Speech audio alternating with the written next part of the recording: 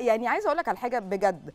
دايما حتى احنا في بيوتنا، يعني انا مثلا لما كنت متزوجه، لما كنت مثلا اجي اخوف ابني اقول له ها هنده بابي، هو كان الرادع يكش كده الرادع فعلا. بس فعلا. بابي ما بيجي ما بيعملش اي حاجه. اي بابي على فكره ما بيعمل، يطبطب طب خلاص يلا اعملي اللي انت عايزاه. والله نتكلم بجد، يعني انت تنكري ان فعلا وجود الاب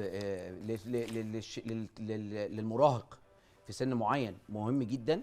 لان انا اعرف ناس الست مهما كانت احتوت فتره الولاده وفتره الطفوله، لكن في سن معين بتحس ان هو عايز يتمرد عليها ويبتدي بقى يعلي صوته ويخشن وبتاع. في دي هنا صدقيني هتروحي في حيث انا في دي اتفق معاك جدا، لان انا في نفسي يمكن السيتويشن اللي كريم بيقول عليها دي، ابني هو صغير هو بيحتاج الام، لكن دلوقتي ابني كبر 17 سنه، لا هو محتاج اب.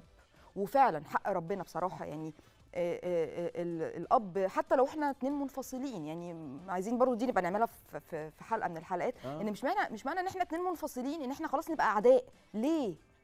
لان لو في كمان اولاد، لا انا هبقى في وقت من الاوقات محتاجه الاب ده. وحقيقي انا يعني برضو بدي تحيه وبقدم تحيه كمان لبابا ابني، يعني راجل الحقيقه واقف معايا ما بيسيبنيش، بيتواصل مع ابنه على طول.